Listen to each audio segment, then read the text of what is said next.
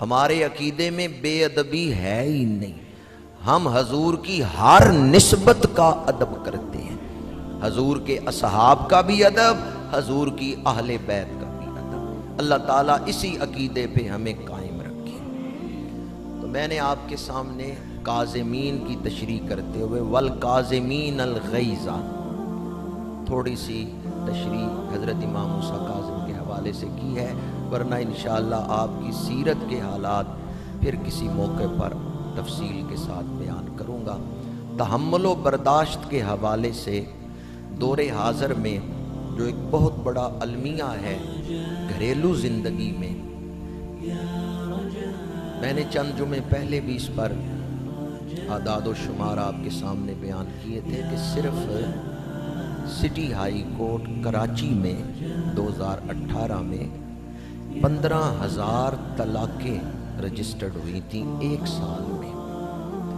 تو یہ طلاقوں کی جو شرح بڑھ گئی ہے پاکستان میں، اس کی ایک وجہ عدم برداشت ہے.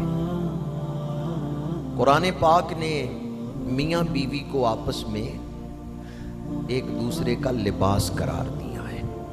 ہن لباس لکم وانتم لباس لہن، عورتیں تمہارا لباس ہیں، تم عورتوں کا لباس. تو میاں بیوی کو قرآن نے جو تشبیہ دی ہے لباس کے ساتھ تشبیہ دی ہے. اگر میرے بدن پہ، پشت پہ یا سینے پہ کوئی داغ ہو، میں قمیض پہن لوں تو کیا آپ کو وہ داغ نظر آئے گا؟ نہیں نظر آئے گا. لباس داغ کو چھپا لیتا ہے. تو قرآن نے جو یہ مثال دی ہے، قرآن نے یہ جو تشبیہ دی ہے کہ ایک دوسرے کے لیے یہ لباس ہیں میاں بیوی، تو ایک کردار ان کا یہ بیان کیا ہے کہ اگر بیوی میں عیب ہو تو خامند اس کو چھپائے. ہاں بیوی کی اصلاح ضرور کرے لیکن عیب کا چرچا نہ کرے. اگر خامند میں کوئی عیب ہے تو بیوی اس کا ڈھنڈورا نہ پیٹے. یہ دونوں ایک دوسرے کے لیے لباس ہیں، اور لباس کا کام کیا ہوتا ہے؟ وہ بدن پہ لگے ہوئے عیب کو چھپا لیتا ہے، بدن پہ لگے ہوئے داغ کو چھپا لیتا ہے. دوسرا کردار لباس کا یہ ہے، لباس موسمی اثرات سے بھی بچاتا ہے. دھوپ ہے، چادر لے لی، کپڑا لے لیا، تو یہ جو چادر ہے، یہ کپڑا ہے، یہ دھوپ سے چہرے کو بچا لیتا ہے. سردیوں میں ہم لباس پہنتے ہیں اس موسم کے مطابق، وہ ہمیں موسم کی شدت سے بچا لیتا ہے. تو لباس کا ایک کام یہ ہے کہ یہ موسمی حالات سے بدن کو بچاتا ہے.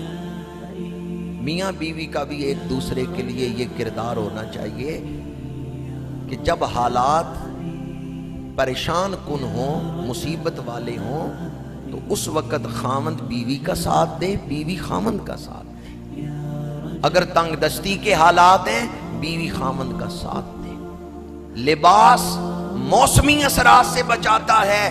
میاں بیوی ایک دوسرے کا حوصلہ بڑھاتے ہیں، مشکل حالات میں ایک دوسرے کے لیے سہارا بنتے ہیں، ایک دوسرے کی ڈھارس بندھاتے ہیں. بیوی کو کوئی غم پہنچے، کوئی بیماری آ جائے، کوئی تکلیف آ جائے، خامند اسے چھوڑتا نہیں بلکہ اس کا سہارا بنتا ہے. خامند کو کوئی مصیبت آ جائے، بیماری آ جائے، تکلیف آ جائے، مالی حالات کمزور ہو جائیں، تو بیوی جان نہیں چھڑاتی بلکہ مشکل وقت میں خامند کا سہارا بنتی ہے. یہ معنی لباس کی تشبیہ میں موجود ہے. لباس موسمی اثرات سے بچاتا ہے، میاں بیوی ایک دوسرے کا حوصلہ بڑھاتے ہیں. اگر خامند باعث سے پریشان گھر آتا ہے تو بیوی اس کے لیے ایسا کردار پیش کرتی ہے کہ وہ باہر کی پریشانی کو بھول جاتا ہے. نہ یہ کہ خامند باہر سے تو مطمئن آئے لیکن گھر آ کے بیوی اس کو پریشان کرے. اور دوسری طرف خامند کو بھی یہ بات ذہن میں رکھنی چاہیے کہ میرے آقا کریم کی سیرت ہے، حضور جب گھر تشریف لاتے تھے تو آپ مسکراتے ہوئے گھر داخل ہوتے تھے. ٹھیک ہے باہر آپ کو پریشانیاں ہیں، جب آپ گھر داخل ہوں تو حضور کی اس سنت کو سامنے رکھیں کہ حضور مسکراتے ہوئے گھر داخل ہوتے ہیں. جو حضور کی ذمہ داری تھی، کائنات میں، مخلوقات میں سب سے بڑی ذمہ داری تھی. حضور سید العالمین، حضور خاتم النبیین، حضور سید المرسلین، حضور نے مخلوق کا تعلق رب سے جوڑنا ہے، حضور نے بندوں کا تعلق رب سے جوڑنا ہے، دین کامل ان تک پہنچانا ہے۔ بہت بڑی ذمہ داری حضور کے کاندھوں پہ ہے، لیکن سب سے زیادہ حضور مسکرانے والے تھے۔ حدیث پاک میں حضور سب سے زیادہ تبسم فرمانے والے تھے۔ ایک طرف ذمہ داریاں کتنی ہیں، دوسری طرف چہرے پہ تبسم رہتا ہے۔ تو ذمہ داری کا مطلب یہ نہیں ہے کہ انسان اپنے جو ہے وہ چہرہ اس پر پریشانی کے آثار طاری رکھے۔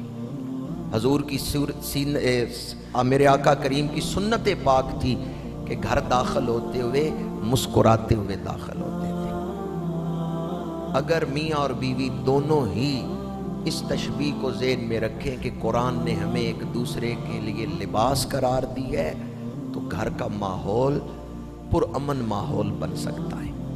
اور حضور کی حدیث پاک ہے، میرے آقا کریم نے ارشاد فرمایا، اگر تمہیں اپنی بیوی کی کسی بات پہ غصہ آئے تو اس کی اچھی بات کو یاد کر لو، اس میں کوئی خوبی بھی تو ہوگی۔ غصے کے وقت جب بیوی پہ غصے کا اظہار کرنے لگو تو اس کی کوئی اچھی بات یاد کر۔ ایک بزرگ نے بڑی پیاری مثال دی ہے، وہ فرماتے ہیں کہ گھڑی اگر رک بھی جائے، خراب ہو جائے، اس کی سوئیاں چلنا چھوڑ دیں، مثلاً ابھی اس وقت 1:50 ہوئے ہیں، گھڑی رک جائے، خراب ہو جائے، پھر بھی یہ 24 گھنٹوں میں 2 دفعہ تو ٹھیک ٹائم بتائے گی۔ سمجھ گئے؟ اگرچہ یہ خراب ہے لیکن 2 دفعہ تو سچ بول رہی ہے نا۔ دن کو بھی 1:50 پہ جب 1:50 ہوں گے اس وقت یہ کیا کر رہی ہے؟ سچ بول رہی ہے۔ اور رات کو بھی جب 1:50 ہوں گے اس وقت بھی یہ گھڑی سچ بول، حالانکہ یہ خراب ہے۔ تو وہ جو آپ کے نزدیک بیکار ہے وہ بھی 2 دفعہ تو سچ بول ہی رہی۔ اس لیے وہ بزرگ فرماتے ہیں کہ کسی چیز کو بیکار نہ سمجھو۔ اگر تمہیں غصہ آ گیا تو غصہ ٹالنے کے لیے اس کی کسی خوبی کو یاد کر لو، کوئی نہ کوئی خوبی تو اس میں ہوگی۔ اور حدیث پاک میں میرے آقا کریم نے ارشاد فرمایا کہ جب تمہیں اپنی بیوی پہ غصہ آئے تو اس وقت اس کی کوئی خوبی ذہن میں لے آؤ تو تمہارا غصہ جو ہے وہ دور ہو جائے گا، گھر کا ماحول اچھا رہے گا۔ آج کل جو دن گزر رہے ہیں، ذیقعت کے آخری دن ہے، آج 28 تاریخ ہے ذیقعت کی۔ کل کا دن رؤیت ہلال بیٹھے گی، کمیٹی بیٹھے گی چاند دیکھنے کے لیے۔ اگر کل چاند نظر آ گیا تو پرسوں سے جو مہینہ شروع ہو رہا ہے، ماہ ذی الحج، یہ بڑی شان والا مہینہ ہے۔ 1 یا 2 دن بعد وہ شروع ہو رہا ہے۔ اس مہینے کو جو نسبتیں ہیں، ایک نسبت اس مہینے کی حضرت ابراہیم علیہ السلام کے ساتھ ہے۔ حضرت ابراہیم علیہ السلام کا اصل علاقہ تو عراق ہے، بابل شہر، اور کا مقام، وہاں آپ کی پیدائش ہوئی تھی۔ لیکن پھر آپ نے ہجرت فرمائی ہے، مصر تشریف لائے ہیں، اور مصر سے پھر آپ مکہ مکرمہ تشریف لائے ہیں۔ جب آپ مصر میں تھے، پہلے آپ نے جو نکاح فرمایا ہے وہ آپ کی زوجہ ہیں حضرت سائرہ۔ حضرت سائرہ آپ کے ساتھ تھیں۔